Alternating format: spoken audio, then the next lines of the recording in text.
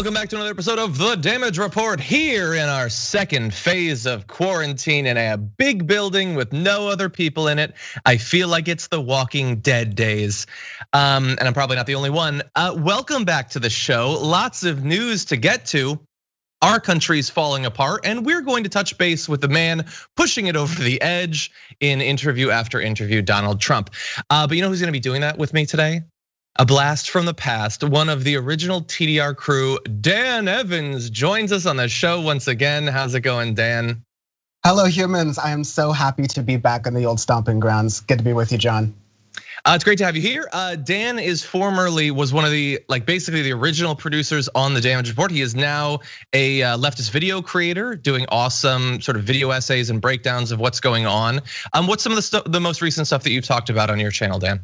Yes, so at youtube.com/Dan from the internet, where you can begin to go down the rabbit hole that is me. I did a really long, almost like ContraPoint style breakdown on why news is so depressing and how to turn that feeling into something that's hopefully a lot more proactive and productive in society.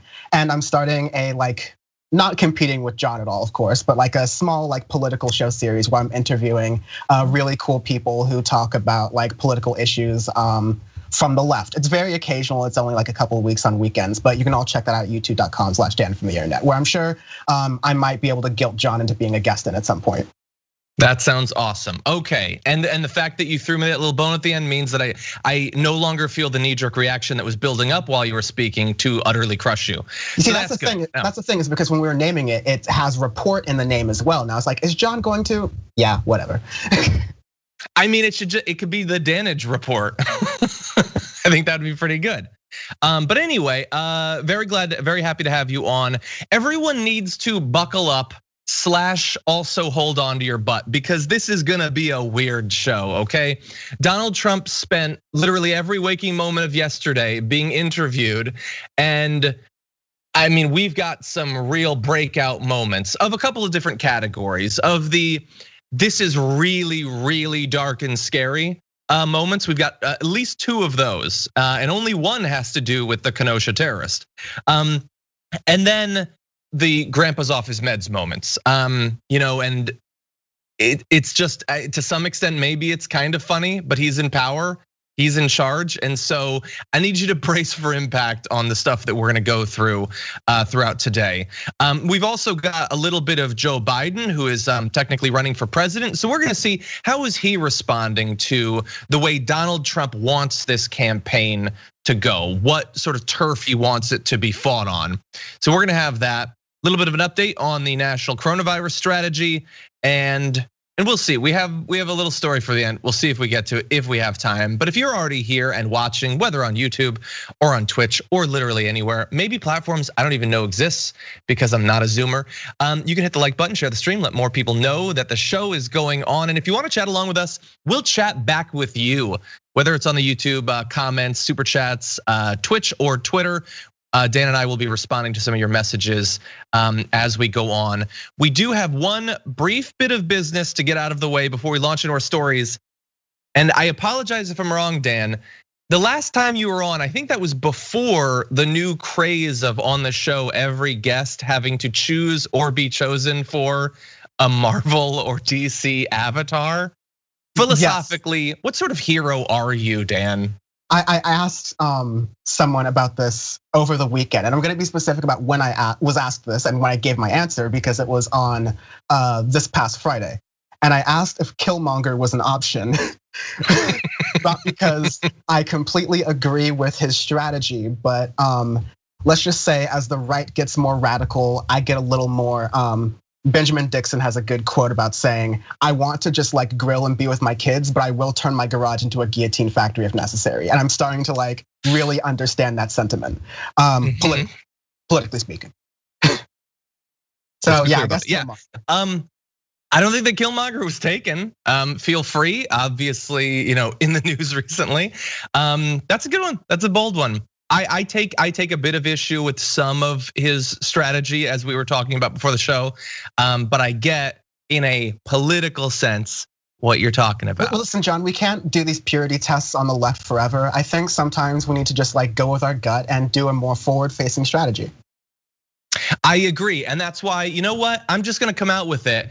Like some people, I think we're saying like Captain America. No, I wanna be Thanos, okay? Too many people. I've been saying this for a long time, and now, no, it's not gonna go that far. This is a metaphor after all, just a metaphor. I cannot wait for this to be clipped out on the right. Let's go. Letting that their leader is Thanos. So anyway, I can't expect them to be consistent. So with that, why don't we launch into our topics? We've got a lot to get through. We're in a dark place in our country, but we're gonna try to come out of the other side. Zane sent in a super chat saying, welcome to the Damage Report, Killmonger and John. Nice. Okay, with that, let's do this thing. Ever since the Kenosha terrorist, Kyle Rittenhouse, murdered multiple people, some while trying to flee from his first murder, we have been predicting that the right would rally around him, defending him and perhaps lauding him as a hero. It didn't take long. Tucker Carlson started doing it almost instantly, and all the randos on Twitter and YouTube, they immediately saw him as one of their own. But Trump has been a little bit cagey about talking about it up until this point, liking some tweets implying that he's a hero. But he's being asked specific questions now. Here he is yesterday during his press conference being asked about Kyle Rittenhouse and his multiple murders. Take a look at how he handled that question. It was a supporter of yours, Mr. President, who killed someone that is accused of killing two people. It's a supporter of yours. Saying, are you going to condemn the actions of vigilantes like Kyle Rittenhouse? We're looking at all of it. That was an interesting situation. You saw the same tape as I saw, and he was trying to get away from them, I guess, it looks like, and he fell, and then they very violently attacked him. And it was something that we're looking at right now, and it's under investigation. But I guess he was in very big trouble. He would have been. He probably would have been killed. But it's under investigation. Do you think private citizens should be taking guns? I'd like to see law enforcement take care of everything. I think everything should be taken care of law enforcement. But again, we have to give our cops back, our police back their dignity. Okay, so asked to denounce a guy that murdered multiple people, who brought a gun illegally that he never should have had, illegally across state borders to a place he never should have been, killed someone, and while people tried to apprehend the murderer, killed additional people. I mean, come on, if you really thought Trump is gonna finally at this late moment turn and embrace the light and say, okay, look, I'm a demagogue, but at some point a line has to be drawn. Welcome to 2020 America. No. He said, he probably would have been killed, and we gotta give our cops our dignity back. Like, I mean, they were really coming at him hard, and I'm gonna pretend that I don't know that he was fleeing his first murder already, and indeed would flee all the way back to his home state. They did it. He's defending him, Dan. He's defending the murderer, the terrorist. I mean, John, I remember when we were doing this around the Heather Heyer times, where Trump got up and said there are very fine people on both sides. And there was, back then, I subjected myself to much more Ben Shapiro than I do now. But back then, even the argument wasn't even what you were saying, that like, look, it's very clear that Trump is dog whistling to racists or giving a pass to racists. But actually the conservative argument and framing back then, which I think was actually kind of interesting, was that, look, we kind of knew who Trump was when we were getting into it. He's not always the smartest person. He's not always going to deliver things in the most clear, kind of finely tuned way. He's not a typical president. That was the appeal of him. But that was a really awkwardly sort of way to kind of dance around the fact that, yeah, he is doing really terrible things rhetorically that have political consequences, such as giving these right-wing terrorists, they need to be called terrorists and like nothing different, a pass. There was that study from 2018 or 2019 that was like 98 or 100% of all of the domestic terror incidents in the country were because of right-wing terrorists. It's a thing that the Trump side of the party has been dragging their feet on addressing, because it's part of their voting bloc, it's part of their base. It gives them some like negotiating power on the global stage, because like people don't want to, or his political opponents don't want to touch that or poke the bear per se. So we need to be forceful, continue being forceful and calling this out for what it is. Yeah, 100%. And what the strategy is, and all of the different forms that the hypocrisy takes, and then even beyond how obviously wrong it is, like the truths that I think we all understand at this point that lie underneath, which is like Donald Trump is getting up there, and no matter what his followers do, he will always defend them. Worst case scenario, he'll both sides it, as we'll get from Kayleigh McEnany a little bit. But if it's Kyle Rittenhouse murdering multiple people, if it's people in Portland, as we'll get to, shooting paintballs at people, if it's supporters of his that are sending pipe bombs to places, there's never going to be sort of like a taking stock, and there doesn't need to be, because we're not supposed to say this. We're supposed to be polite and imply that Americans across the political spectrum, Americans that identify under different parties, we disagree on some things, but we're fundamentally all the same at the end of the day.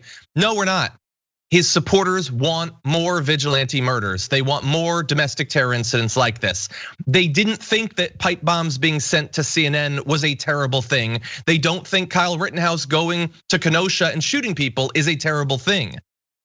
Like John, they think it's good and they want more of it, and they will support Trump even more the more of it there is. And he and Fox News are telling them every day that this is needed, that this is patriotic, that this is the best thing you can do, is to brutalize people, to murder people, to terrorize people. That's what his base wants. That's why they're supporting him. It is not economic anxiety, okay? It is weaponized murderous xenophobia and hatred. That's what it is. And yes, on top of that, he is also telling his base that Black Lives Matter, the organization that we started the show by saying not every organization or group is perfect, but they've been on the front lines for years now on this front of racial injustice and criminal injustice in our country. And he's calling them the terrorist organization, stoking fear and provoking these kinds of incidents. And like you mentioned a really good point about the consequences of not taking stock of these incidences when they happen. We have the consequences now. More people are dying. I hate to be the kind of person like bring myself into the story too much, but I feel less safe in the last couple of months before the election with this being the political climate, this being the dividing lines between people, whether or not someone who killed someone else in a political event was right or wrong. Like as a African American male, like it sucks. It sucks that this is the country that we're living in, and these are the direct consequences of that. Yeah, and before we move on, I just want to say I tweeted something to this effect earlier, and it's seems sick / is sick to have to say something like this, but I really do think that at this point, we as a country, we, I guess on the left or even a lump in centrist, people who are not part of MAGA or whatever, people who might participate in these protests, we are so lucky at this point that they are just coming to the streets of places like Kenosha and Portland and murdering individual people. That seems sick, but that's not the end game of this. Kyle going there and shooting 2 people is not the worst that this could or probably will be. That is not the violence that they're craving on the right. They want something bigger, and they have enough people, enough crazy people with access to enough weapons that it is not going to be limited to 2 people being shot at any one time. It's gonna be a bomb or it's gonna be a mass shooting. That is what this is building to. Now we've had murders throughout, like basically from the very beginning, whether it's cops or random right wingers trying to run people down, shooting them. That's happened multiple times. But at some point, it's gonna be way bigger. And I wanna prep everyone in the audience for that horrible day. That will not be the line that finally causes them to turn back either. Trump will be asked a question at some point about the 30 or 40 or 50 or 100 people that were killed, and he will what about it? He will say, well, Antifa did something one time. So just prepare yourself for that. It's gonna get a lot darker, even before the election. But if Trump gets reelected after running on this law and order, stamping out the fascist communist threat thing, he's not gonna suddenly just set that to the side because he won reelection. So just prepare yourself for it to get much darker and for there to be no line at the end of the day that will cause them to turn away from this. Now, Trump defending Kyle Rittenhouse, I know that for some people it's shocking. I really don't think it should be, because right-wing media has been doing it from the very beginning. I want you to take a look at Tucker Carlson literally last night, exercising madness about what exactly Kyle had gotten up to that night. Kyle, the only individuals that Kyle shot were the 3 individuals that were attacking him and putting him at risk of serious bodily harm or death. This is a 17-year-old kid. This is amazing. So let me ask you this, and I think that's a fair point. He didn't shoot indiscriminately, and in I'm taking your word for it in the first one because I haven't seen the video, but in the second 2, I have seen the video. One guy attacked him, the other guy. Okay, so we cut that off because we don't need any more. He's taking this guy's word about what happened because he hasn't seen the video. That was last night. The shooting was almost a week ago. And he's opining every night saying, I haven't actually bothered to watch a 20-second video. So I'm just gonna take your word that he hadn't yet committed a brutal, unnecessary murder that he was attempting to flee justice from. Look, I know I focus too much on Tucker Carlson sometimes, Dan, I know, but he's like got the biggest audience. And that's the framing they're getting on what happened in Kenosha if they're watching Tucker Carlson each night. Yeah, like I almost have to, let's check in, John. Like there was there or was there not footage showing a little bit before the event where it appears, and this is still an ongoing investigation, but it appears that Rittenhouse was provoking the protesters in the beginning. Am I correct? Yes, I mean, there's a million videos you can watch, but yeah, you can see that his first what seems to have happened in his first murder is someone threw a bag at him and he shot them in the head. And then as others tried to save that individual's life, he fled on camera saying into a radio or a phone, I just killed somebody. And he attempted to flee because of course he'd murdered someone and he had no interest in talking to the cops or being investigated or anything. And then in attempting to flee justice, people did what they're supposed to do, which is stop the murderer from killing more people. So they tried to take him down, something that we generally laud people as heroes when they try to take down an active shooter, which is what he was. But that is now the justification for their murder as well, that he was fleeing justice and he, because he's white, apparently is allowed to.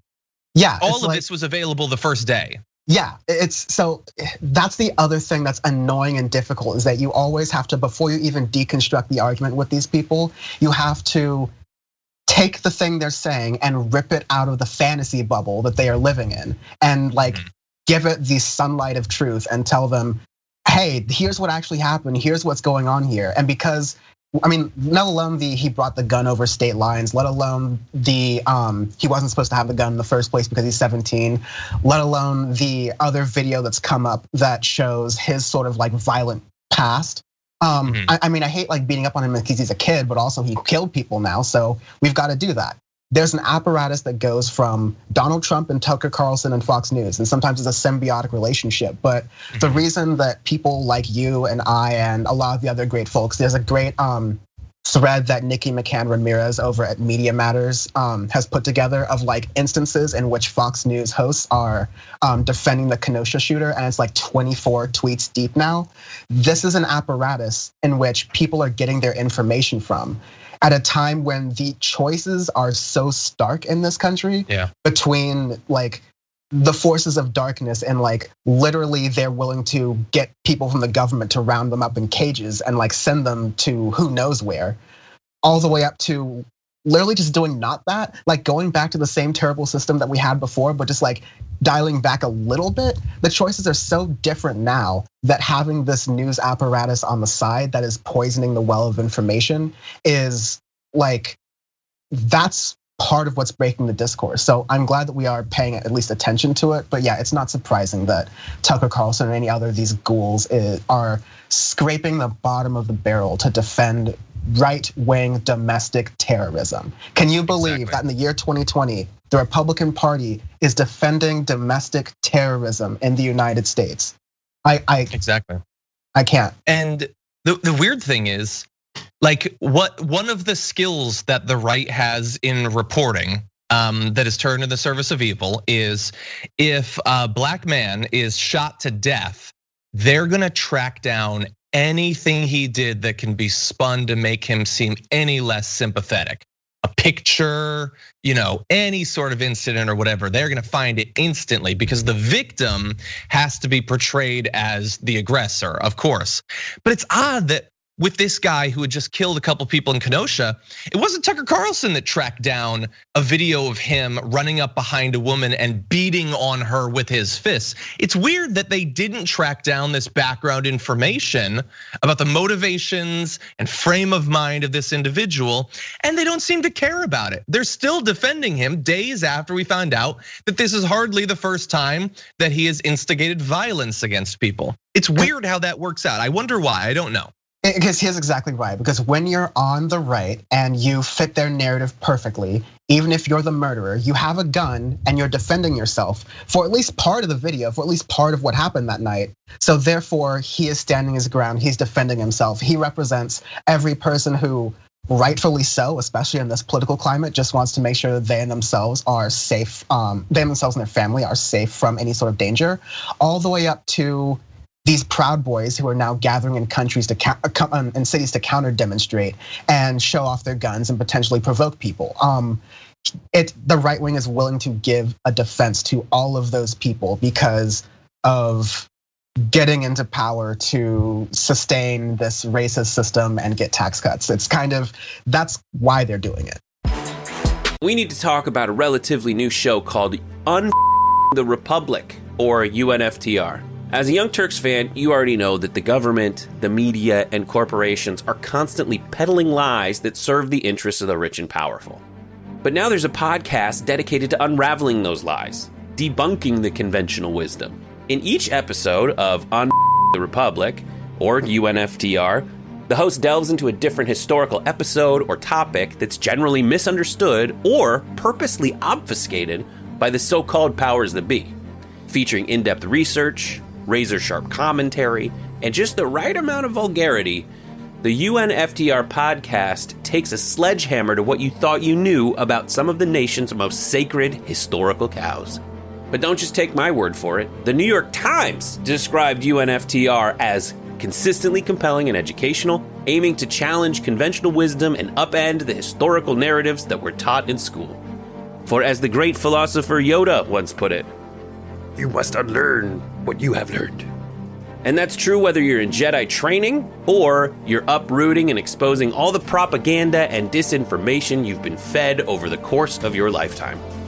So search for UNFTR in your podcast app today and get ready to get informed, angered, and entertained all at the same time.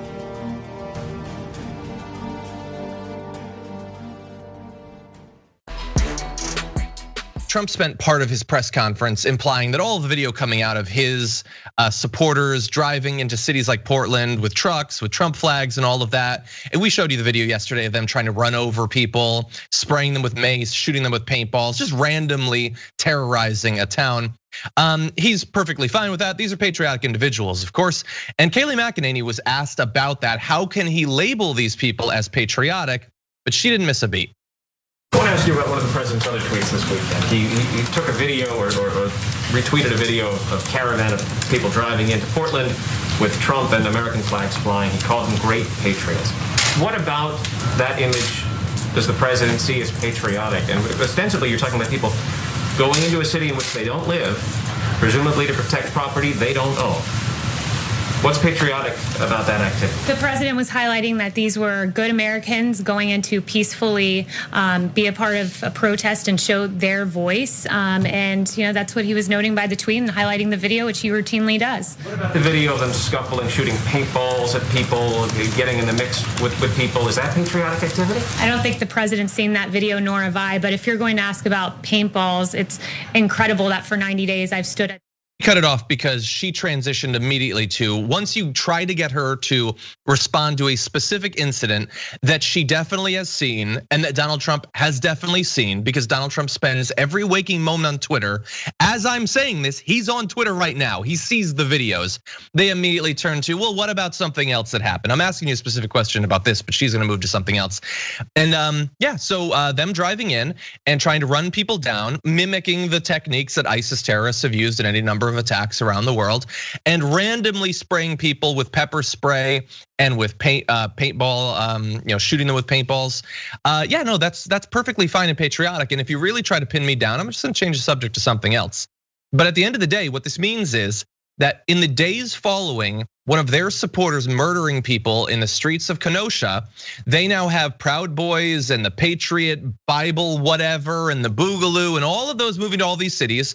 They are not going to condemn them. Even when the videos come out of them brutalizing people, they're not going to condemn them because they support their supporters coming and hunting us down. Again, harsh truths, but it's America in 2020. They support these sorts of things. You're right. You got part one of that, which was the mechanism that they're using. They are pushing, they're using whataboutism, or they're switching your attention. They're trying to switch your attention to something else to ignore from something. Part two, what is the thing they are trying to distract from? So later on in that same clip, before you cut it off, she starts talking about the number of officers who have been arrested and those people who have been, the number of officers who have been injured because of the Black Lives Matter protests, who have gone to the hospital for all these different things. Never mind the protesters who have gone to the hospital, never mind the Black people who they're protesting about who die before making it to the hospital. This is what they're distracting from. This is what they're trying to take the attention away from. And when you see that their deflection is always about that, ignore the very racist thing you're seeing right now. Ignore the racial history moment that you're seeing right now. Ignore the awakening that a lot of Americans are finally having right now to systemic police brutality and racial injustice in this country. Ignore that because we have some cherry pick statistics here that fit our narrative. I mean, that's of course what you expect from a press person, but you have to realize their strategy, and it's like top down from the media, from their media to their politicians to their press. It's deflect from what's going on because the thing that's going on is racism that they're totally fine with. Yeah. No, I mean, you are of course 100% right, and they'll never focus on that. I mean, how much does Kaylee appear to care about the people that were killed in Kenosha? Don't care at all. You can tell because like that's the first thing she pivots to is like, oh well, I don't care about the people who were killed or the people who were injured or any of this other thing. I'm going to go to what's politically advantageous for me. It's like she has that like binder of how to deal with Trump. What's politically advantageous to me? Cops, Blue Lives Matter. Let's do that. It's a sick playbook. It's a really sick playbook. I would say they're definitely trying to distract from that. I would say that I would assume that what they don't want is a national reckoning on how horrific the response to COVID-19 has been and continues to be. So we're going to talk about that a little bit later on the show. That should be a failure that literally nothing should be able to save your reelection bid. But if anything will, in America, it's going to be racist appeals because we are a fundamentally racist country and we always have been. Donald Trump had an interesting way of talking about police brutality. Take a look at the metaphor he rolled out here. They can do 10,000 great acts, which is what they do, and one bad apple or a choker. A choker. They choke. Shooting the guy in the back many times. I mean, couldn't you have done something different? Couldn't you have wrestled? I mean, in the meantime, he might have been going for a weapon, and there's a whole big thing there. But they choke, just like in a golf tournament. They miss a 3-foot. You're not comparing it to golf because, of course, that's what the media. I'm saying people choke. People panic. Choke, yeah. And people are bad people. You have both. You have some bad people, and they choke. You could be. Look, sorry, John, you ever go bowling and you're not that great at bowling, so you get those things on the gutter that prevent you from possibly getting a gutter ball? Laura Ingraham was that. There were so many ways where Trump could have like easily destroyed himself there, but no, that's why he goes on Fox News for the softball, because they provide him with a little gutter in the lane, so he can't possibly hit at least one pin. He can at least speak English sometimes. That's pretty good. I like that Fox News is duckpin bowling for Donald Trump. That's a good metaphor. I also like that Laura Ingraham is taking him out on a walk, but he's one of the kids that has to be on a line, just in case he gets too far away. Laura Ingraham was saving crazy grandpa from himself. That's what was happening there. He rolled out an insane comparison, an insane metaphor that in normal times would end a politician's career. Maybe not a president, but it would certainly be its own news cycle for a week. The idea that you talked about golfers in particular, but honestly, that's not even What are you talking about choking? This isn't a free throw. This isn't a buzzer beater. They decided to take out a gun because they're trained to fear black people and to be so afraid and to believe that their fear is justification for murder. They didn't mess up in darts. They murdered a person, or in this case, attempted to murder a person and miraculously did not. And he is such a sociopath that he goes to literally the only thing he's passionate about, which is golf of all things. And she tries to save him because the media would lose it over this. Not a rational human being would lose it over a president comparing the murder of countless unarmed individuals to a bad putt. It's the irrational media that's doing that. That's what very serious journalist Laura Ingraham is doing there. And keep in mind, very serious journalist Laura Ingraham is willing to give Trump the benefit of the doubt, but he's not trying to compare, like you said, the split-second decision to kill a person of color to a split-second mistake in a sporting event. Like, never mind that Trump is given that amount of benefit of the doubt from the right. But then when Trump says, anyone in the media, they're part of Antifa. I think part of that during that same press conference that happened just yesterday or just recently, Trump said that the media and Antifa are on the same side. This is the same Trump that's saying Antifa is a terrorist organization and says the media is the enemy of the people and the enemy of him. Like, it's obvious now. I'm just saying it's obvious. This is a person who is, if you don't want to use the F word, a massive authoritarian in waiting who has been able to coalesce aspects of the country along with his ideology in waiting. I think it's not too far to say that he has fascistic tendencies, but people try to get all academic with that.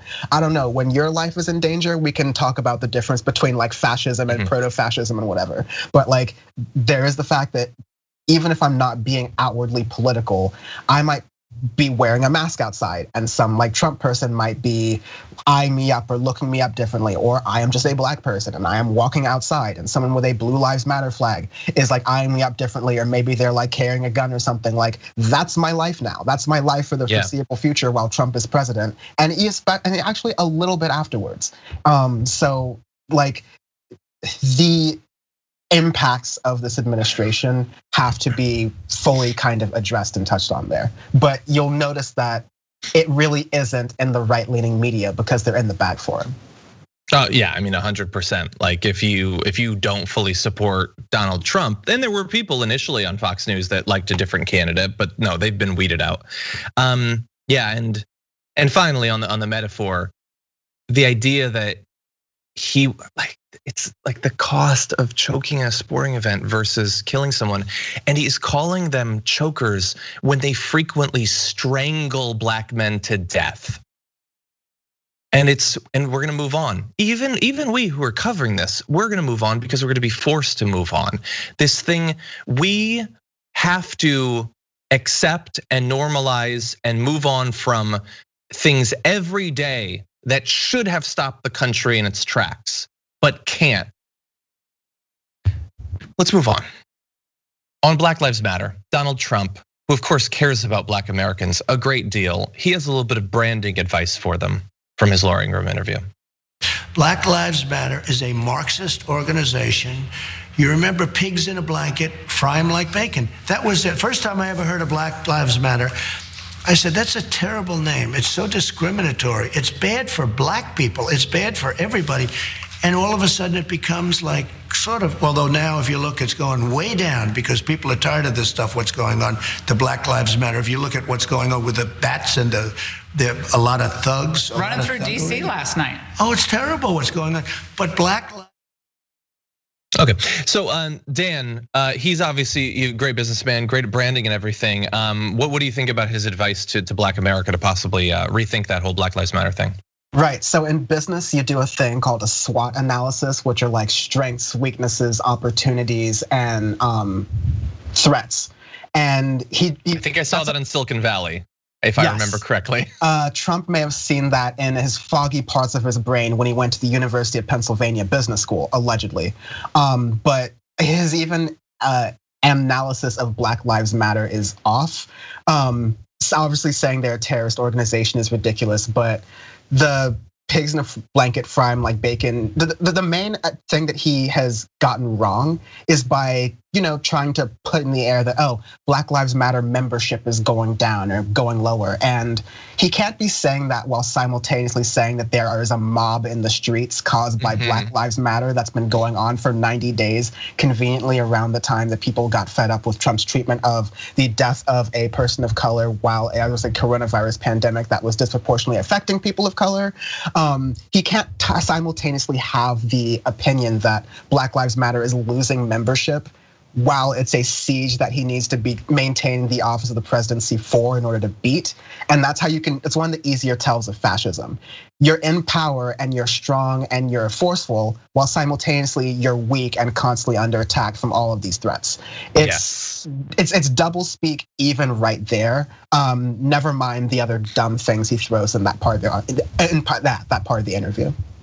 Yeah, you're 100%. I love the analysis of the strength and weakness, and that has always been the case. I mean, and it's been a big part of Fox News's history of taking this monolithic, massive mass of white conservatives and telling them that they are in fact always the victim. You're the best and the strongest and the best and the brightest and all that, but you're also always under siege and always the victim.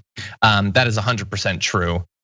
Yeah, it's discriminatory. It's bad for black. I mean, like, I don't understand what, like, first of all, he doesn't care and he's not actually thinking about the fact that he's referencing that pigs in a blanket thing, which was like a random person chanted it like 7 years ago and he's still bringing it up like a crazy person.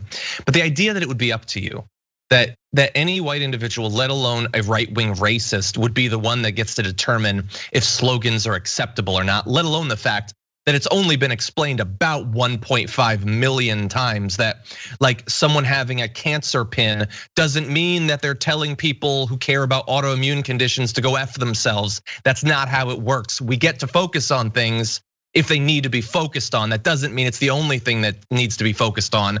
But of course, there's no point in explaining this, because literally every right-winger who continues to say that Black Lives Matter is discriminatory has heard the explanation a million times and they reject it because they don't care at all, because they're racist to their core. Now, this is where it gets even weirder.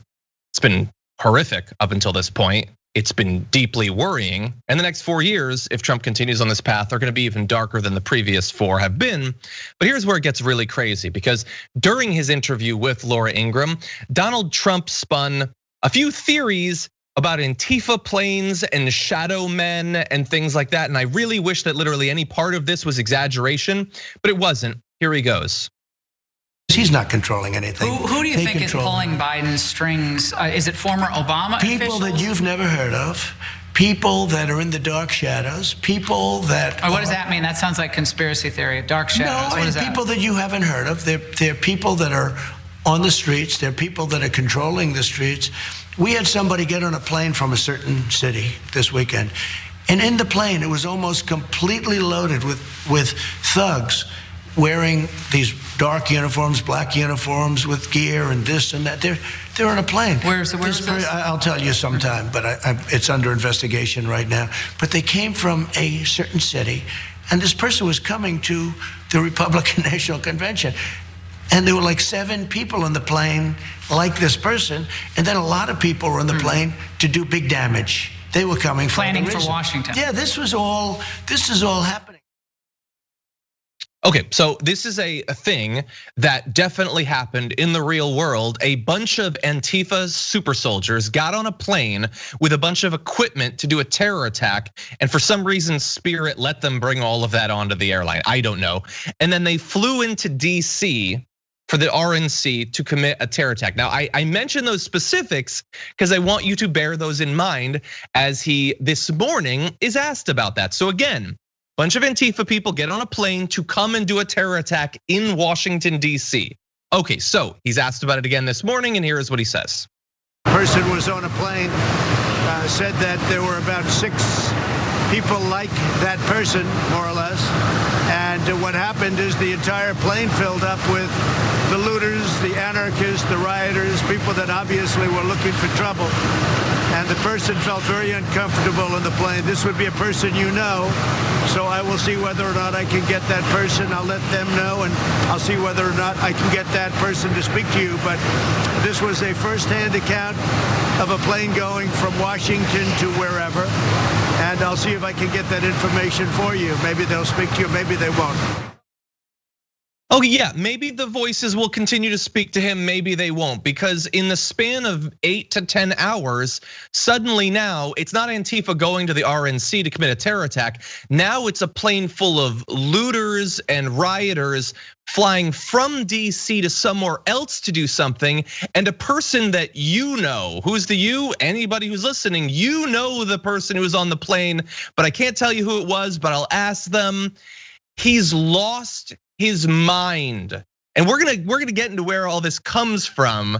But Dan, help me out here. What is going on in America? If you didn't read the last Q briefing, you would have known that Jeffrey Epstein is the one on the plane. And Donald Trump is waiting for the perfect moment to let everyone know. You know who's on the plane, but he's not gonna tell you who's on the plane. We're gonna know at some point. But he's gonna be his October surprise. He's gonna tell everyone that Jeffrey Epstein has been coordinating the Antifa super soldiers being sent on Spirit and Allegiant flights business class all over the country. And like Allegiant business class, interesting. I didn't know they branched into that.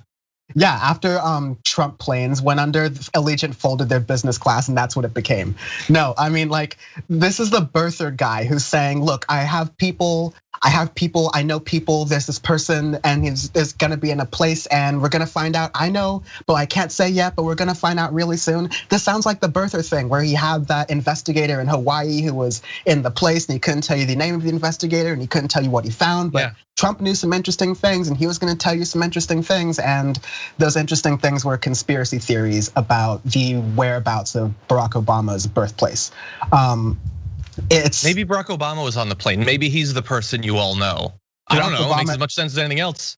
Barack Obama is Q. I think that's gonna be the thing that blows this all out of the water.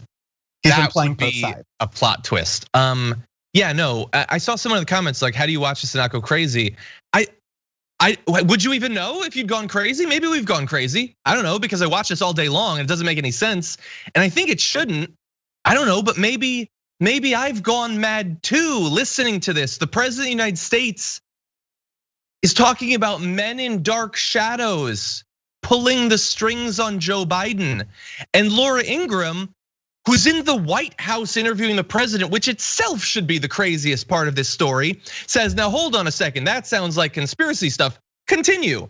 She's not bothered by the fact that it's a raving lunatic conspiracy theory. She just wants to note for the record that it kind of sounds crazy. In the same way that she input, hey, the golf choking thing, maybe you shouldn't talk about the cops. She's not actually bothered by it. She's just doing damage control for America's lunatic grandpa. I mean, the dark shadows thing we just have to set aside. We can't even focus on it because we gotta focus on Antifa plane. On Antifa, flight 388. So where is this coming from? We believe that we know. Ben Collins of NBC News has done a good job of tracking this down. So the claim about the flight matches a viral Facebook post from June 1st that falsely claimed at least a dozen males got off the plane in Boise from Seattle dressed head to toe in black. The post by an Emmett, Idaho man warned residents to be ready for attacks downtown and the residential areas and claimed that one passenger had a tattoo that said Antifa America on his thing, which is definitely a tattoo that someone has. And you can see the post actually below, we'll put it up. This is a crazy Facebook post that got shared about 4,000 times. Is Russ Thor Wade the person everyone knows who was on the plane? I don't know. But apparently Donald Trump saw a crazy conspiracy theory on Facebook a couple months ago, and now he just rolls it out for whatever situation. So the RNC almost got blown up by Antifa because of this conspiracy theory. Now people are going from Washington, D.C. to other cities. It's always changing who is on the plane. It's just a crazy person reading Facebook conspiracy theories and changing it to suit whatever he wants. And I don't know if I've lost my mind yet, but I hope that it comes soon because you can't live sane in America 2020. It's not sustainable. Yeah, you're absolutely right. Like I ironically tweeted at one point at twitter.com/danfromtheweb. I'm for maximum hell world, but like, no, I'm not for maximum hell world. We are in maximum hell world, and it's literally only getting worse. The dial of hell world is quickly moving into the hot position. Because I have one serious point and then like actually two fairly serious points. But the first thing is this pattern of Donald Trump running as a challenger, even though he's the incumbent. So that dark shadows thing you were mentioning earlier, he's saying that there are other people pulling the strings, that somehow Joe Biden, the Democratic Party, who, to be fair, have this sort of like, they can pull the strings from behind the scenes within their own party kind of way of working with things, but they don't have political power. That's the whole point. Like anytime Nancy Pelosi does something and capitulates halfway through, the Republicans kind of ignore it. So the Democrats don't have any power, but in order for Trump to run his strategy, his winning 2016 strategy, he still has to be the challenger. He still has to act like he isn't the incumbent, because if he runs on the past 4 years, like his poll numbers might hit their like lower floor. So that's kind of the sadder, sicker thing that's happening more insidiously as he populates the airwaves. And then really quick last thing. Obviously, we all know that Facebook has a well-known liberal bias. I mean, like this, I hate this argument so much. In addition to the person who's tracking the top 10 most shared things on Facebook and how often it's Ben Shapiro, the Daily Caller, regardless of the fact that right-wing fact-checking, quote unquote, outlets are part of Facebook's fact-checking consortium, and they are helping to pollute and spin things that way. Never mind that these viral things go on popular on Boomer Book like literally all the time. Yet we'll still have people going up in front of Congress, literally trying to seriously make the argument that Facebook is biased against conservatives. Yeah. It's so obvious. It's so painfully obvious. And yes, that's where the insanity starts to come in. Yeah. And so here's the thing about having a cult of personality worshiping an insane person is that it trickles down, and all of the followers have to match the crazy, because if they weren't to do that, they would have to acknowledge that this is insane. And so they're not ready to do that. And so what do we have? So Trump is talking about Antifa planes and how Antifa is everywhere. So last night on Tucker Carlson was talking with Chad Wolf of the Department of Homeland Security and says, why haven't you arrested the leadership of Antifa yet? And Chad Wolf talks about how he and Bill Barr are working on it, of arresting the leadership of an organization that isn't an organization and has no leadership. But they're gonna track him down. And then this morning, Senator Rand Paul said that he is doing some sort of request that is gonna force Antifa to disclose its flight records and tax information. There's no flight records. There's no flight records. It's not an organization. They literally think Antifa is a 501c3. Like they think they're just gonna pull up their information somewhere and just like be able to get it. Like they're literally going to they're gonna like FBI SWAT the guy who runs the leader of Antifa Twitter account, ironically, and they're gonna be like, we got him, we found the leader of Antifa. He even tagged us saying at FBI, I'm the leader of Antifa. We got him, ladies and gentlemen. These people, I mean, we know they're not, taking the assumption aside that they are not good faith actors, the kind of people who would call Joe Biden a Marxist socialist would not care to understand the specifics of Antifa and how having a non-democratic decentralized structure allows it to function on a local basis. Never mind that obviously they don't care about that because they're interested in creating a framework. But once you understand that they're going to call Antifa whatever they want to and pin it as whatever they want to, these defenses are ridiculous. Like what criminal syndicate has a box down at H&R Block where the FBI agents can just go in and say, okay, what were the deductions? Okay, this pipe bomb stuff looks a little bit interesting. Someone got the new PS4. That's we'll get that later. Like these. Again, we know these people in Trump's government are incompetent and they're morons, but it's on display in a way that is, it would be so sickening if there weren't so much else in the news that were sickening, and this were not comparatively like a nugget of kind of humor. Yeah, and then it forces a follow-up question. So Tucker Carlson and Rand Paul, senator and guy with massive audience, paid millions of dollars to cover the news. Are they so stupid that they don't know that Antifa is not an actual organization? Or are they pretending to not know that to please our God Emperor? Which of those is it? Because it's not an organization. We know that. They don't have flight records. You can't, it's not like, oh, I'm gonna knock on the door of Antifa headquarters. That's not a thing. It doesn't have leadership. It's literally sort of a vague philosophical stance towards fascism. That's what it is. And generally those don't have buildings or paperwork. Or are they just pretending not to know that to please the emperor? Is Antifa at the end of the day the emperor's clothes? Anyway, it doesn't really matter which it is. I guess it's a philosophical discussion, but it's scary that it's one of those two. Over the past few weeks, it's become clear that Donald Trump wants the election to be a referendum, not on the biggest domestic failure of government in our life, on the COVID response, but instead on chaos in the streets. Not the actual chaos or the actual streets or the real problems with police, but this fever dream of Antifa and what needs to be done. And that somehow the more violence there is in American streets, the more an indictment it is of some future America where Joe Biden is president, which he's not now.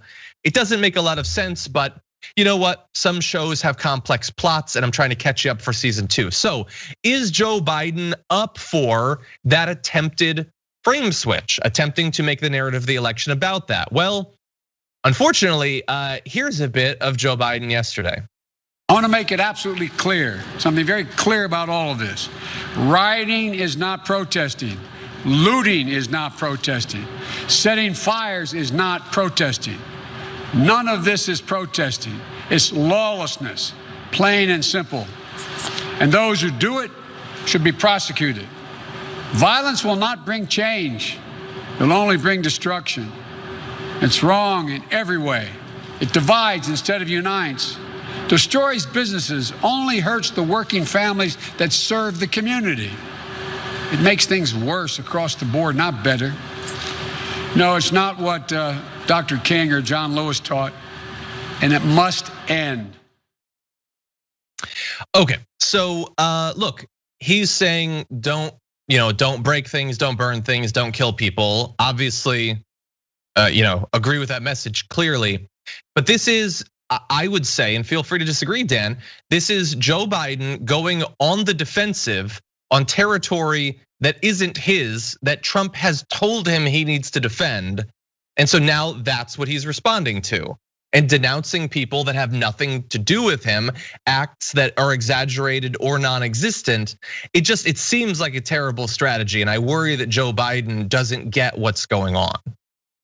No, that's a really astute observation, John. The way to attack Trump and go against Trump, and I think one of the excellent cases to be made about Kamala Harris and Bernie Sanders, if we're talking about the context of the Democratic primary in 2020, were that I think those two candidates understood most of all that in order to go against Trump, you need to go on the attack. Trump is not going to be the kind of person he's going to be shooting so many attacks at you that playing defense is almost accepting what he is saying as true. A lot of most of what he's saying isn't true. And I think a lot of people know that and understand that. So that's an excellent opportunity as a politician running against him to take back control of the narrative and set the record straight. Of course, there's always the open question that we won't know until the votes are cast, or are they, coming this November. But to what extent does the messaging that the Donald Trump campaign has towards painting Biden as a socialist, like to what extent are people actually believing that? I don't really know if regular everyday Americans are believing that. Like the decision of getting Joe Biden, electing Joe Biden, was very clearly the not socialist decision. If Bernie Sanders has any sort of usefulness in the story of the Democratic Party as to what they are trying to frame themselves as right now, which is a Republican-like party, is that the Democratic Party base had the opportunity to accept socialism, and that didn't happen. Of course, that happened because of a late February rat orgy, but it didn't happen. And so you can at bare minimum say that the party rejected that kind of leftist insurgent ideology. And so I don't think even I think I agree with you. It's wrong for Joe Biden to just accept what the stance that Trump is making him have to defend. Yeah, and look, it's not that he doesn't then turn and say that the chaos is directly related to Trump. He does, and we might turn to it. So I want to ask you a more general question. The Biden campaign strategy seems to be, hey everybody, Joe Biden is kind of nice, and he's not crazy in any of the ways that Donald Trump is crazy, and that's pretty much it. And I know that a lot of leftists instinctively say that that's obviously not going to work. I'm inclined to think that it's not going to work, that it's not a strong way. But assuming that Biden is not trying to win over leftists, but thinks that he can win by getting some Republicans to switch over, some centrists, do you think that strategy of Biden's kind of a nice guy and he probably doesn't want to kill you like Donald Trump does, do you see that being a winning strategy? How comfortable as of today do you feel about November if that's the way this campaign is going to be run? I would reframe that question only slightly. In my perspective, Joe Biden's strategy is to not rock the boat on public opinion of Joe Biden. He's kind of damned if he does, damned if he doesn't, where if Joe Biden doesn't speak until November, my blood pressure will go down because he'll have fewer opportunities to mess up, but we'll have fewer opportunities to judge him, or we might actually go into the how is his health sort of thing.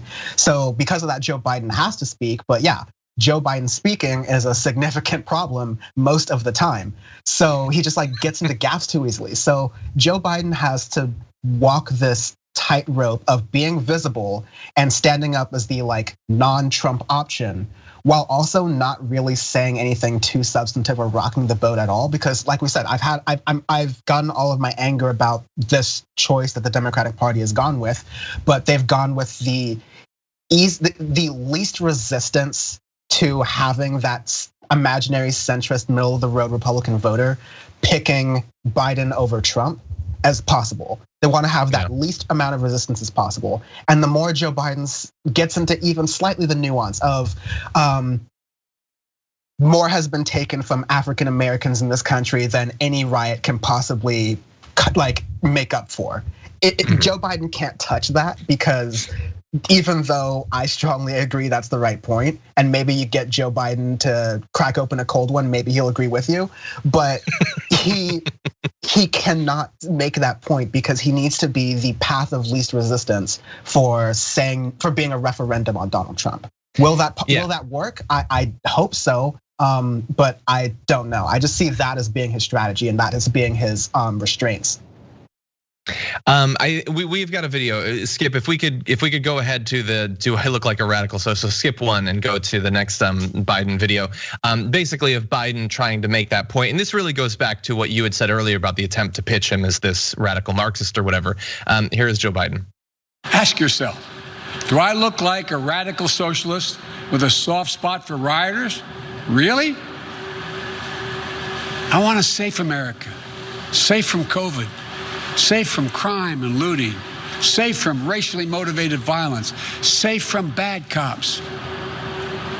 Let me be crystal clear, safe from 4 more years of Donald Trump. I mean, he's basically laying out what Dan is saying specifically. And look, I wish he was a radical socialist, but he's clearly not. And that's why I think while I point out the insanity of the Democrats saying during the primary that we can't have Bernie Sanders because then they'll call him a socialist, when we damn well knew that they were going to call Pete Buttigieg a socialist if he was the candidate. I'll point that out because that annoys me, and it will in the future when they continue to do it. But I don't think a lot of people who weren't already eager as hell to throw on their red hat and vote for Trump are actually buying that Joe Biden is some sort of Maoist. It's just not Joe Biden. He's been around for too long. People have their opinion of him. If you want to change the opinion of Joe Biden, there are some ways that I think you could actually do that, some pressure points. But him being a radical Marxist, I think that is a bridge too far. And that's why I've criticized that strategy from the Trump administration as seeming pretty desperate. I don't think that that's going to work. Yeah, me neither. And I will say that I will, again, I'm gotten my anger out from the way this primary went down, and I've accepted, especially through the DNC, the way the Democratic Party wants to project itself, which is being, as Sam Cedar put it, the Republican National Committee of 2004. But even in a more broader sense, just like a return to a normal where you don't have to look at CNN and freak out because the president said something crazy. That's all he's going back to. But the day afterwards, if we do all this work to get Joe Biden elected, I'm going to be very forceful in saying my real opinion, which is I don't care about any rioting or any expression of frustration, because enough is enough. People were rioting because they had enough when Rodney King happened, and that was literally 3 or 4 years before I was born. And so people have long had enough for my entire lifetime and then some. So like I understand when people get angry. That's not gonna be, this isn't me endorsing that necessarily, but I'm not going to rush and get upset at people for destroying property when they literally feel like their lives don't matter. Yeah, the only point where, to play devil's advocate, I sort of get the frustration about the riots is that how could white America have ever suspected that enslaving a people for hundreds of years, and then once they're finally freed, instituting a nationwide set of laws that make it impossible to even live, brutalizing them, lynching them, setting up police specifically to stop them from living even a shadow version of the American dream. And then once we finally get past a little bit of the more explicit versions of that, insisting that racism never existed, that slavery was actually good, how could they have ever thought that that would lead to anything bad happening? For all these people, we like to say that the Republicans are really smart with business, but it didn't seem like they priced in the cons or like the potential downsides of the strategy they've decided to go forward with since like the Nixon days. They're like, pros were able to build this borderline unbreakable hegemony of the rich, white, male, and wealthy. Cons, we might start an uprising, the likes of which America can only relate to maybe the French Revolution. How about them tax cuts? Like, that's what happened. Oh, geez, yeah.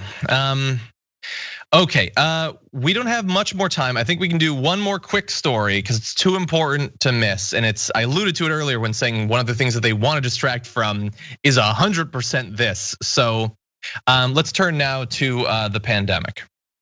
Remember the pandemic? It's still happening. I know if you just watch the RNC, you might think that it's not, but it is. I'm here to tell you. So yesterday, we found out through the Washington Post that Donald Trump's new anti-Fauci, Scott Atlas, noted not expert in infectious disease, wants to institute a nationwide herd immunity strategy, which is a term designed to shield you from the dark reality that they're just going to let everyone get coronavirus because they think that that's a good idea, despite the fact that they acknowledge it will kill millions of people. Now, that possibly, right? Because despite the fact that early on Donald Trump seemed interested in this strategy, notably in a graphic I've read maybe 50 times on this show, once saying in early April, why don't we let this wash over the country? Trump asked, according to 2 people familiar with his comments. He had apparently repeatedly raised the question of just letting it wash over the country. Dr. Fauci initially seemed confused by the term wash over because Fauci is a rational human, but became alarmed once he understood what Trump was asking. Fauci said, Mr. President, many people would die. Yes, millions of people would die. Now it turned out hundreds of thousands would die anyway, but millions would die. And it seemed at the time that must have gotten through to Donald Trump, because at one point in an April 12th, I believe it was, press conference, he talked about the UK pursuing a herd immunity strategy by saying this. If you remember, they were looking at that concept. It's a concept, I guess, it's a concept. If you don't mind death, a lot of death. But in the UK, they were looking at that, and they have a name for it, but we won't even go by the name. But it would have been very catastrophic, I think, if that would have happened. So setting aside that Donald Trump will say, I won't even name a thing, which is one of his defense mechanisms when the holes in his brain have facts fall into them. He just did a victory lap, a slam dunk on his strategy being better than the UK, because their strategy was so stupid that you'd only like it if you like death, a lot of death, perhaps millions of Americans. So he would never do that. But then we get the Washington Post story of the past few days, and we covered it and reminded people that this is madness. But you know what would be even more mad? For Donald Trump to come out basically the next day and just confirm it. So in one of the bits of video from the Laura Ingraham interview that I can't believe isn't headline news today, here is what he had to say about the vaccine.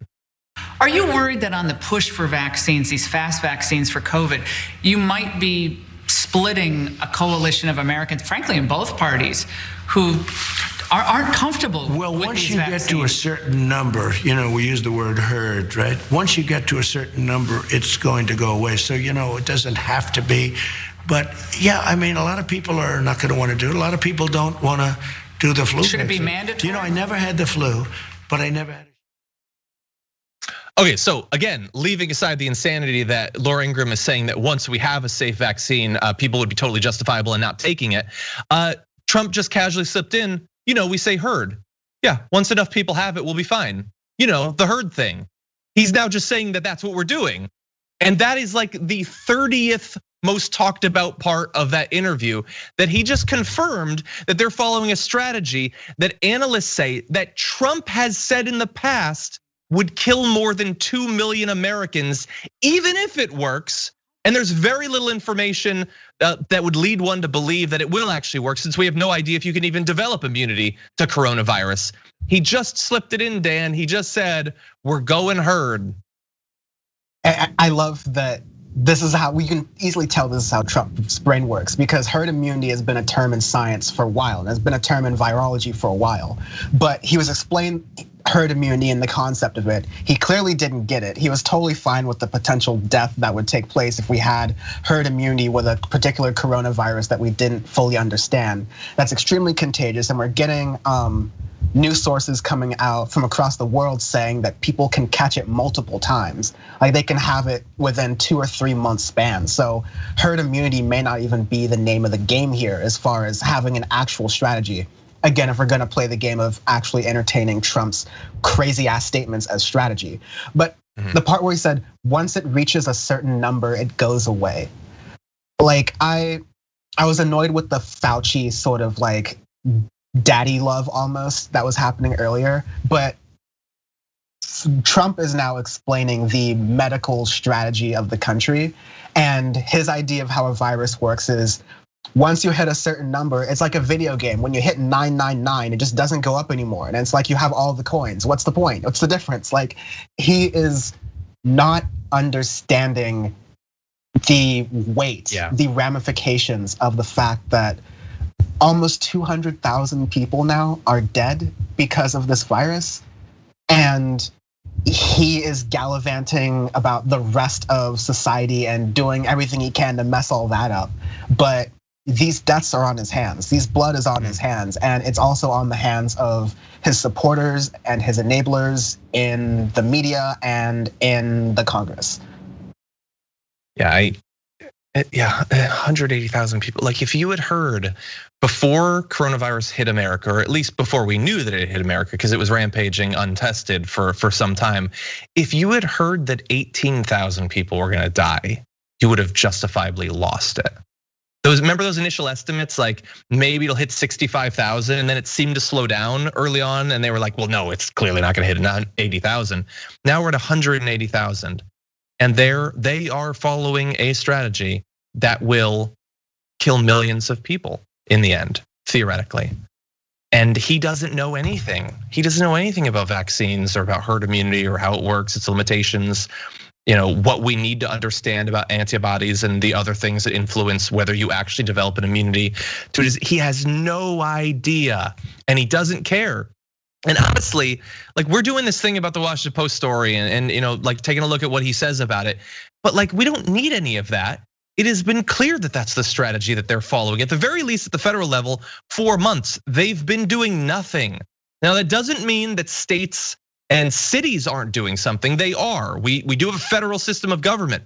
But insofar as the federal government can influence our fight against the virus, they surrendered literally months ago. And to the extent that he can influence Republican governors and try to get them to do the wrong thing, he has clearly done that. Florida is far worse off than it would have been if you just didn't have Ron DeSantis, because Ron DeSantis, the guy that ran on campaign ads of teaching his kid to build the wall with blocks, is not going to tell Donald Trump to go F himself when he says don't take the virus seriously. And so many more people have died in Florida and beyond. It is only going to get worse. And honestly, this isn't one of those things where you could even say, well, just hope that the vote turns out right in November, because even then Donald Trump is going to be president until January. So we have surrendered at the very least until January against this thing, and possibly longer. And if he does get a second term, we have no idea when the coronavirus is finally going to be gone, what diseases might follow it. And if you believe that he's going to take the next pandemic more seriously than he took this one, I don't know what world you've been living in. He'll have been reelected through failure in addressing a public health crisis. Why would he take it more seriously when he doesn't even have to run for re-election? Anyway, the future is dark. I apologize. If you paid attention to the RNC, you probably had a lot of reason to be focused on what the speakers were saying. But there were issues between what they were saying as well, with the RNC apparently, potentially, having ripped off an artist for the use of their music. And joining us now to break down this and other topics, we've got the senior Washington correspondent for Business Insider, Dave Levinthal. Welcome back to the program. Hey, great to be with you, John. Good to have you here. So look, I doubt that this is gonna rise to the level of the most concerning thing that happened at the RNC, but tell me a little bit about what you found about some of the music that was used during the Republican convention. Well, I was listening, as many people were, to the speakers of the RNC, and I noticed something funny in the interlude music between the speakers. There was one particular instrumental melody that just sounded really familiar. So I used my kitchen cabinet of friends back home in Buffalo to say, hey, do you guys recognize this? They said, yeah, independently of each other, they're like, it's that Ellie Goulding song from a few years ago. So one thing led to another, and when you match it up, it sounds pretty similar. Why does any of this matter? Well, it matters because it's sort of emblematic of something that the Trump campaign has been doing for a few years now, which is taking music from artists that have not given their express authorization to use that music. In some cases, the artists are absolutely anti-Trump, as is Ellie Goulding, and using the music anyway. And it was only a day later on the Thursday when Donald Trump gave his speech for the RNC, for the Republican National Convention from the White House, that he used music from Leonard Cohen, Hallelujah. And Leonard Cohen was somebody who was aghast at what was happening with the Trump administration before he passed away. So yeah, just a kind of another example of an ongoing trend with Donald Trump and the Trump campaign. Yeah, and I mean, it doesn't take a lot of research to turn up other instances in which artists that are explicitly against either an individual candidate like Donald Trump or against the Republican Party have their music co-opted. Really fast, to be fair, do we know of instances where, for instance, Joe Biden or some other candidate, on the opposite side might have done the same thing? I can't think of any instances where Joe Biden specifically has done this. I am sure there are examples on the Democratic side of artists who, especially even if they don't have necessarily a philosophical opposition to the candidate who's using the music, they want to get paid. They want to make sure that their music is not just being used for political purposes, and they're not getting remuneration, they're not getting compensation. So there's definitely a business element to this as well as a political element. And it would seem like I know I can't go all willy-nilly with the music I play on my channel, because on YouTube they take these things seriously. You can get a copyright strike, it could be a fine or whatever. Same with playing certain types of footage, like from local news channels. So we have to be very careful about that, or violating copyrights. In this case, it's something arguably even more serious than YouTube. The RNC was played on multiple television networks, and seemingly, if the RNC was abusing copyrights, they were sort of opting those networks into helping them to abuse copyrights by broadcasting it.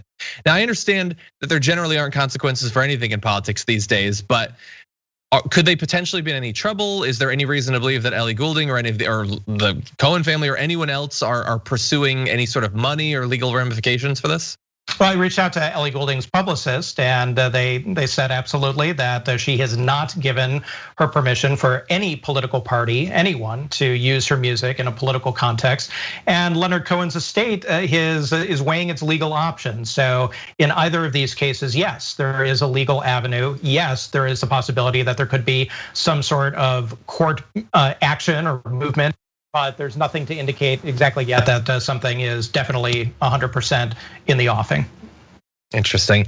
And one of the things we were talking a little bit before the show I've always found so interesting is that the right, including Donald Trump and the commentators that he likes and independent right commenters, they love to attack Hollywood and pop culture and these artists and all of this, but they also want to use it. They want to have good music, and if it's playing a song like Born in the USA without understanding what it's about or violating copyrights, they still want to have the glitz and the glamour and the art and all of that, even if in this case, like with Donald Trump in a lot of other ways, doesn't actually want to pony up the money for it.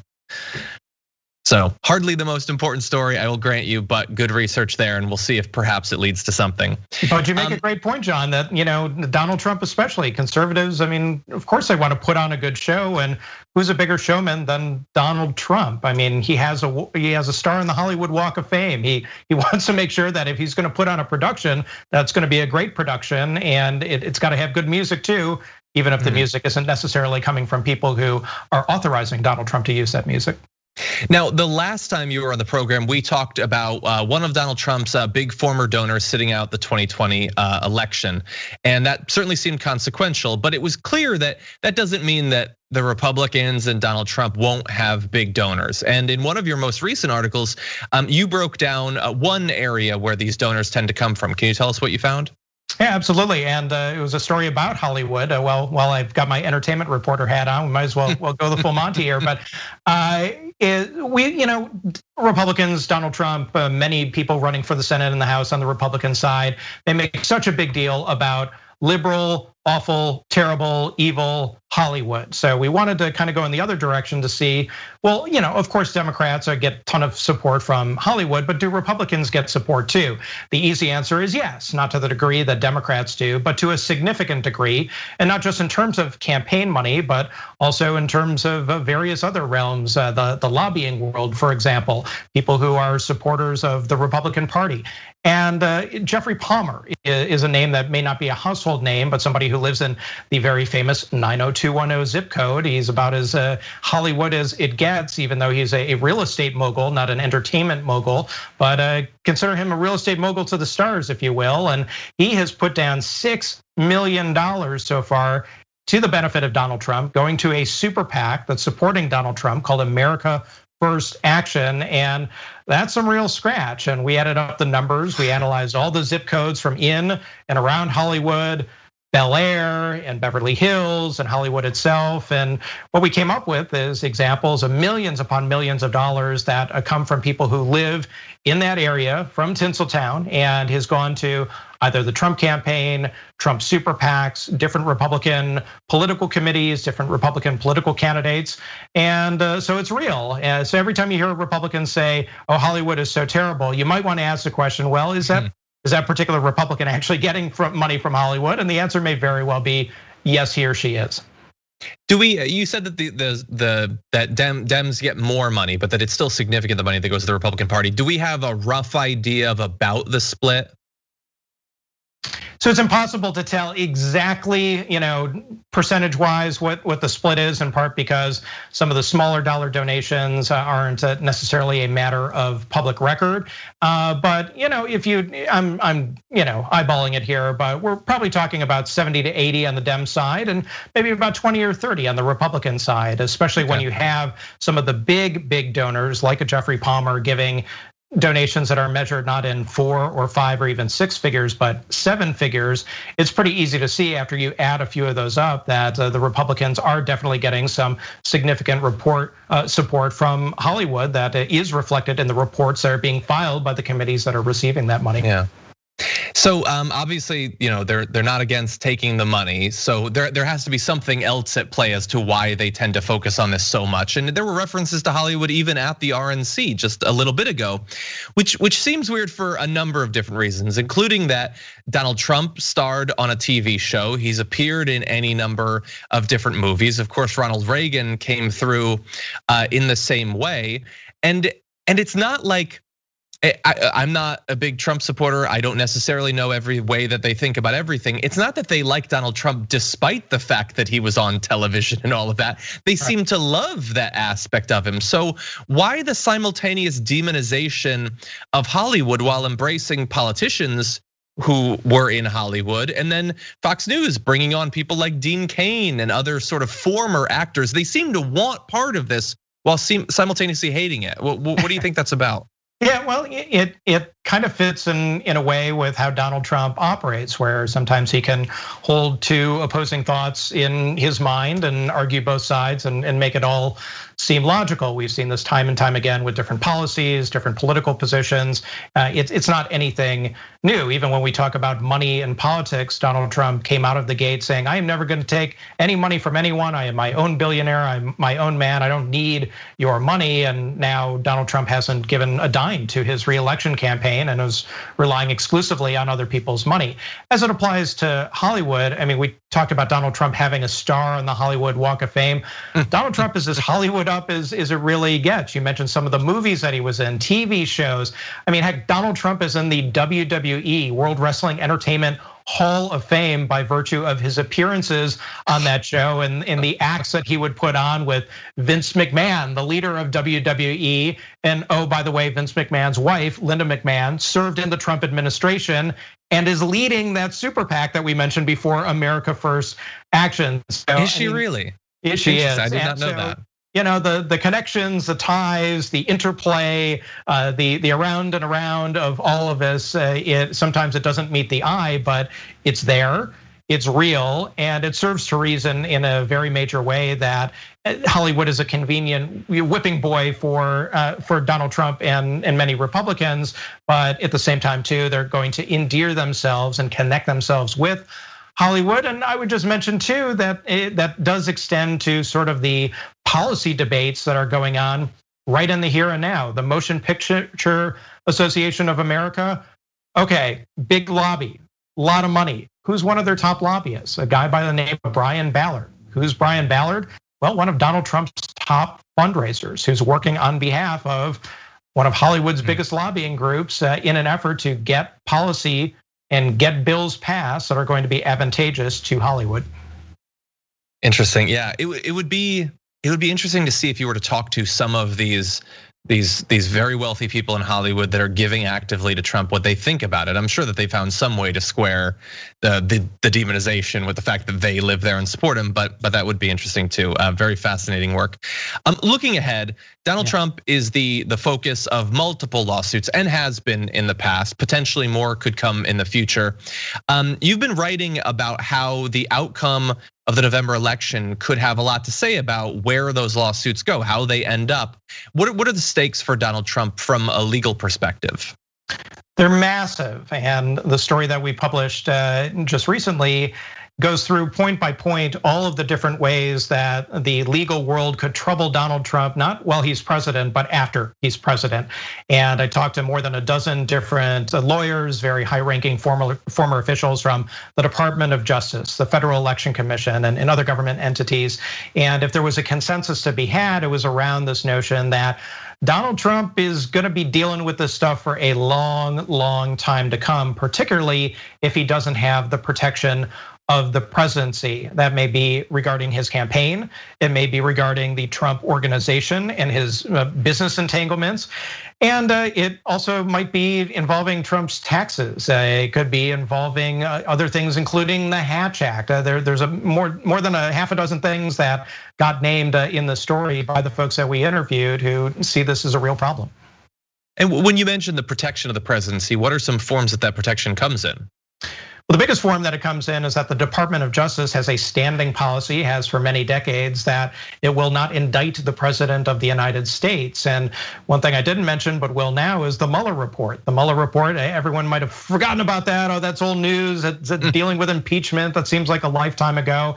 But the fact of the matter is that the Mueller report laid out some potential crimes, if you believe that they are, that Donald Trump had committed, particularly around obstructing government justice. And if you believe that that's an issue, and many in the legal field do, that's something that could be prosecuted after Donald Trump is president, and really only after Donald Trump was president. So that's something that, hey, if there is a Biden administration to be had, if Joe Biden becomes president of the United States, that would be an option to go forward. Not saying that it will in any way, shape, or form happen, but put that in the soup too. That could be a troubling issue for Donald Trump in 2021. You know, that's what I find so fascinating, because when Barack Obama came in, there was largely we're looking forward, we're not going to be dealing with any potential crimes of the past 8 years. My inclination would be to say that Joe Biden is probably not going to be leading chance to lock him up or anything like that. It's not to say that that there won't be, the Justice Department won't be investigating. But what I'm curious about is how much of this is dependent on Joe Biden's stance and how much of it is independent of him. Obviously, if the Southern District of New York is continuing investigations, it doesn't really seem to matter what Joe Biden says. But the Justice Department, would there be independent investigations of Donald Trump if Joe Biden isn't particularly interested? How much influence does he have? He has some degree of influence, but ultimately he's not going to be a dictator. He's not going to wave the magic Joe Biden wand and say, we're going after Donald Trump and we're going to politicize the DOJ and we're going to do everything that we can to have some sort of like truth and reconciliation commission here. That probably isn't going to happen, but it may not necessarily, as you suggested, be up to Joe Biden, were Joe Biden to become president. Also, too, there's state level matters in New York State that are really dogging the Trump organization that also could be a problem, and that's not a federal level matter at all. So Donald Trump would have to deal with that with New York State. The point is that Donald Trump is going to have to be dealing with lots and lots of different things from all different sides, and Joe Biden is not going to be the one orchestrating all of this. It is going to a very strong degree, John, come from different angles, different agencies, different elements of the government, and it might be on very different timetables from one investigation to another. And sort of just looking ahead, a bit of political speculation. I mean, obviously there were a lot of people that were very worried about the chance of lock her up and all of that. This idea that prospectively, we don't even know what for, but there's got to be some sort of investigation of his political opponents. If Donald Trump leaves office, if either the Justice Department or New York or some other, investigation were to lead to him actually being charged, I wonder what the reaction of his followers would be, if they would consider this to be illegitimate on its face, that he would become a legal martyr. From what you've seen of Trump's base, do you expect some sort of reaction like that? Regardless of whether this is about taxes or Hatch Act or inauguration or election, like you break down so well in this article all of the different avenues of investigation. It seems hard to imagine his base accepting the charges from any of these areas. Quite possibly, and some of that may just depend, and again, rank speculation here. Some of that may depend on the realities of the election itself. If Donald Trump was to lose and lose decisively, then people may be moving on from Donald Trump perhaps a little bit more quickly than they would if this is a contested election. If we're dealing with legal challenges in Florida and Wisconsin and Pennsylvania and who the heck knows where else. So that can definitely, if you read your history, have at least some factor in all of this. So I think, although it remains to be seen, not everyone is going to just simply up and abandon Donald Trump, regardless of what happens during the election. Well, if anybody watching this wants to learn more about how that legal future might unfold, Dave's article is up on Business Insider as of today and goes in depth into many of the different legal challenges. Dave, as always, we appreciate you joining us. Hey, thank you, John. I appreciate being here.